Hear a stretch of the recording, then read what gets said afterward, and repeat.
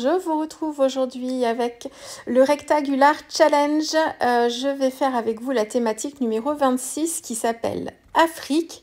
Alors, je vais travailler avec la petite Cléopâtre aujourd'hui pour cette thématique. Coucou, alors j'ai déjà fait plusieurs réalisations Art Journal avec Cléopâtre, que ce soit Cléopâtre en version All and Create de Janet ou que ce soit Cléopâtre en version Stamping Bella. Vous pouvez aller revoir mes vidéos Art Journal sur le sujet et systématiquement je travaille Cléopâtre avec du bleu, du turquoise et des dorures.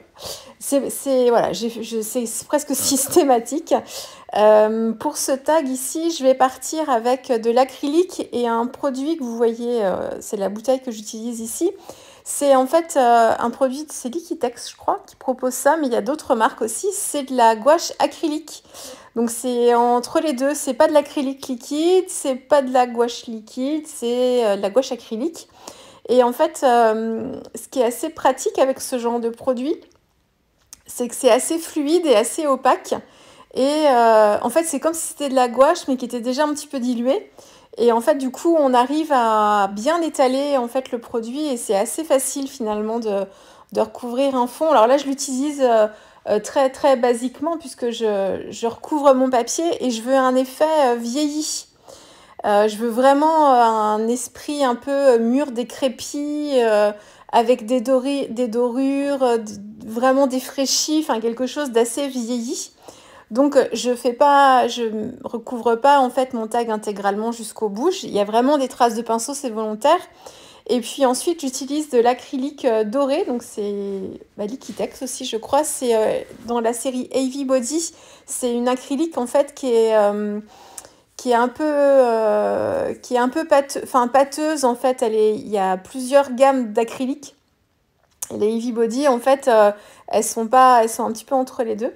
Et en fait, je prends une carte de fidélité et je vais venir racler en fait mon tag pour pas avoir une apposition pour pas avoir comme quelque chose de trop net. Je veux vraiment quelque chose de vieilli, un petit peu drapé.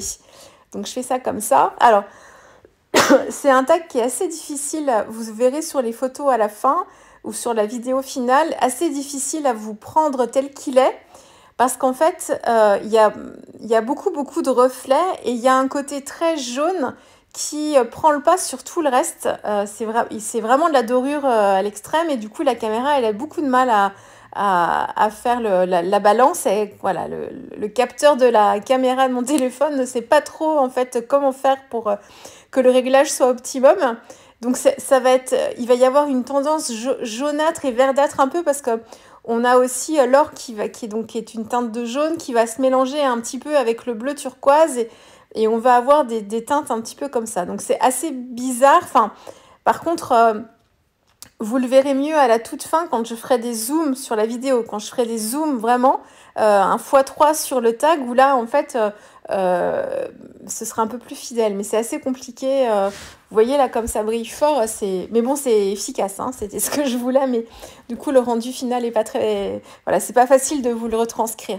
Alors en plus de ce côté un petit peu doré vieilli avec l'acrylique, j'ai utilisé une pâte de texture, donc c'est les pâtes Crafter Companions que j'utilise. Moi j'ai trouvé les miennes chez Horizon Créatif et celle-ci en fait elle a des paillettes vertes et alors, elles sont on pourrait dire duochrome presque, hein, c'est holographique, c'est-à-dire qu'il y a plusieurs couleurs dedans, suivant comment on bouge en fait la paillette. Alors, il y a des paillettes aussi qui sont de deux couleurs différentes à l'intérieur, mais la paillette en elle-même, elle est vraiment holographique, c'est-à-dire que suivant comment on la place à la lumière, elle va changer de couleur. Et ce pot-là, en fait, j'ai plus les noms du tout en tête, mais ce pot-là, en fait, c'est une tendance plutôt vert-or. Et que je trouvais assez sympa pour le côté un petit peu, encore une fois, c'est vraiment dans la thématique, on est dans les pyramides, vraiment en tant qu'archéologue là, et on trouve des vestiges, et je voulais le côté vraiment vieilli, avec des anciennes dorures un peu décrépites, et là en fait le côté pailleté c'est aussi ça, j'ai choisi du vert, ce vert là aussi, parce qu'en fait on a ce côté, un petit peu le côté vert de gris quoi, qui se dégage. Et alors, une fois que j'ai mis les paillettes, j'ai rééquilibré un petit peu mon tag en remettant un petit peu d'acrylique.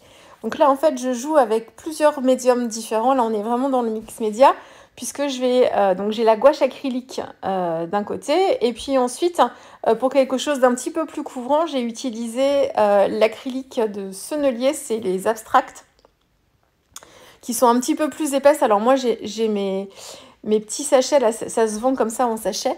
Je les ai depuis que je fais de l'art journal. C'était autour de moi dans ces vidéos qui utilisaient ça pour ces fonds gel presse. Ça me rappelle des souvenirs d'ailleurs. Donc ça fait longtemps que je l'ai. Est-ce qu'elle s'est un petit peu épaissie? C'est possible qu'elle se soit un petit peu épaissie. Mais en fait, je l'utilise ici pour contrebalancer les zones qui sont trop dorées et trop flash, pour rééquilibrer l'ensemble une fois que j'ai mis les paillettes, qui rapportent encore un peu de brillant, enfin beaucoup même de brillance, parce que c'est très très pailleté. Donc je rééquilibre un petit peu ça. Donc il y a un petit mélange de tout ça. J'aurais pu faire tout ça à la gel presse, hein. On aurait eu le côté vieilli.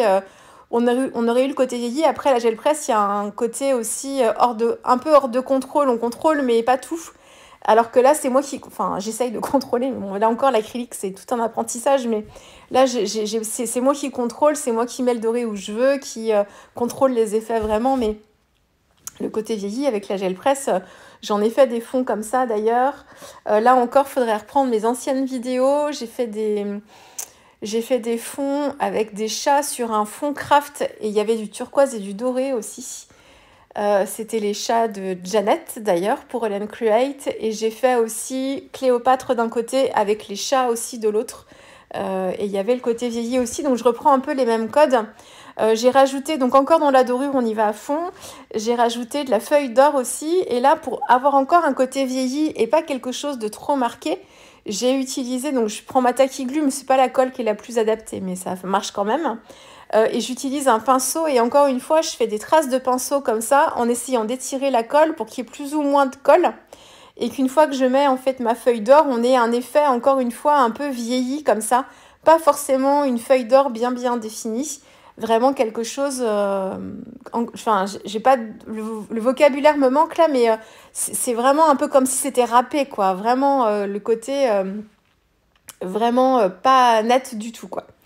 Et ce qui est très bien, mais ça c'était pas forcément volontaire, c'est que alors j'aurais pu utiliser, là j'ai utilisé carrément des feuilles, donc une feuille format carré d'or. Alors j'ai trouvé celle-ci chez les sœurs Søstrøn-Grønn, mais vous en avez, je sais même pas, ça doit pas être très cher chez les sœurs Søstrøn-Grønn, mais vous en avez chez PBO, enfin dans plein de marques différentes. J'aurais pu utiliser des pétales d'or, en fait. Moi j'ai des pots de chez Nuvo, donc c'est pas des feuilles d'or, c'est juste des petites pétales, ça aurait suffi, parce que là j'ai pas besoin d'avoir non plus une grande feuille, c'est des petits bouts m'auraient suffi. Bon, c'est pas grave. Et du coup, comme j'avais une feuille entière, et ben il y a certaines parties de la feuille qui sont déposées sur ma pâte de texture qui étaient à peine sèches, un peu, mais pas complètement. Et du coup, ça s'est déposé aussi dessus. Et j'ai trouvé ça super sympa d'avoir sur ma pâte pailletée des endroits avec du doré comme ça pour contrebalancer la paillette. Et pour avoir encore une fois ce côté vieilli, j'ai utilisé un pinceau avec des poils durs. Alors déjà pour râper, encore une fois, je trouve pas d'autres mots, pardon, hein, mais mon vocabulaire est faible ici, pardon. C'est parce que je m'essouffle sur la fin. Je suis arrivée au bout d'ailleurs des 31, vous verrez la rétrospective. Finalement, il m'en restait plus que 2 sur le thème de l'hiver, et je me suis dit, allez, 2 plus, 2 de moins. Allons-y pour le terminer, ce serait dommage quand même. Donc j'ai pas bâclé, mais je les ai terminés vite, les 2 derniers, mais ils me plaisent aussi, mais bon, bref. Donc bon, c'est un peu dur là les dernières vidéos, j'ai envie de faire autre chose maintenant. Donc un pinceau avec des poils durs pour bien brosser en fait les feuilles d'or déjà, pour accentuer le côté râpé. Et puis les feuilles d'or qui s'étaient déposées en fait sur ma pâte de texture, c'est pareil avec mon pinceau, je suis venue aussi frotter avec le pinceau à poils durs pour encore une fois unifier un petit peu tout ça, et voilà, avoir des petites zones. Je trouvais ça plutôt sympa. Je vous ai pas filmé Cléopâtre, je pense pas, la vidéo est courte là, parce que c'est toujours le même type de mise en couleur, je vais vous en reparler à la fin. J'ai travaillé avec mes crayons de couleur, j'ai ma boîte de Chromaflo, la boîte des 150 d'ailleurs, si ça vous intéresse. Derwent a étoffé son panel de couleurs chez Chromaflo, et du coup on a beaucoup plus de couleurs, et du coup je trouve que la boîte de crayons de 150 là est bien plus équilibrée pour moi. Je trouve plus facilement mon bonheur dans les couleurs. Il y a plus de rose aussi. Enfin voilà, pour moi, ça me convient mieux. Et du coup, histoire de la tester, en fait, j'avais la boîte pas très loin de moi. Donc j'ai repris mes mises en couleur. Vous verrez ça sur la petite vidéo à la fin et les photos. J'ai repris ma Cléopâtre parce qu'en fait, pourquoi je l'ai reprise? Parce que, donc j'ai travaillé d'abord alors, une partie aux aquarelles, enfin j'ai fait un peu de tout, hein. J'ai fait un peu de crayon aquarelle Albrecht Dürer dans les teintes de gris et d'indigo pour travailler en fait sa robe. Parce que je la voulais blanche, mais avec quand même des effets d'ombre. Donc voilà, j'ai travaillé sa peau avec mes aquarelles habituelles. Alors je voulais lui faire un teint un petit peu plus allé, et en fait, c'est là où ça m'a dérangé. Enfin, il y a deux choses qui m'ont dérangée. C'est que du coup, comme j'ai un tag qui est très jaune, très brillant, et ben ça donnait des reflets à sa peau. Et du coup, ça me donnait l'impression qu'elle avait un teint jaune et je voulais pas ça. Mais c'est une histoire de reflet en fait. C'est ma Cléopâtre pas posée sur mon tag, et ben je la trouvais très bien. La couleur peau me convenait très bien. Par contre, posée sur le tag, ça me convenait plus. Tout ça parce que j'ai beaucoup de dorures autour de ça.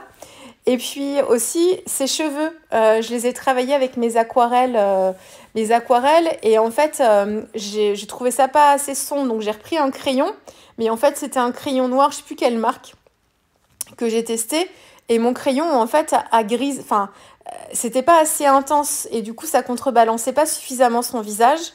Ça faisait un teint gris avec des reflets de par la cire du crayon. Du coup, je suis revenue travailler et la peau avec mes Chromaflow. J'ai fait plein de tests, hein. Et puis, j'ai travaillé ses cheveux pour qu'ils apparaissent vraiment noirs avec mon Posca noir, en fait, tout simplement, pour qu'il y ait un contraste beaucoup plus fort entre le noir de ses cheveux très intense et la couleur de sa peau, et que ça contrebalance bien avec le fond aussi. Avant ça, vous l'aurez peut-être vu sur la petite vignette, parce que j'ai pas changé ma vignette, c'était pas forcément tout à fait ce que je recherchais. Donc voilà, donc j'ai ajusté, j'ai pas voulu tout refaire, puis ça me permet de tester aussi mon matériel, de voir comment je peux rattraper aussi des choses. Alors c'est pas que Cléopâtre me plaisait pas, quand je vous le redis, hein, c'était quand je la posais dessus, et ben avec tout le doré, vous voyez toutes les dorures qu'il y a dessus, et ben du coup elle ressortait pas. Donc j'ai tout retravaillé pour rééquilibrer tout ça. Encore une fois, c'est moi et ma façon de voir les choses, hein. Voilà, j'ai rien de spécial à vous dire d'autre. Je suis très contente, c'est vraiment l'effet, je voulais que ça claque.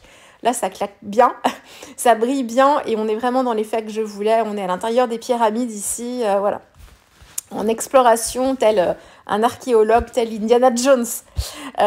J'espère que ça vous aura plu. Je vous laisse avec la dernière photo ici, et on se retrouve très vite avec une prochaine vidéo.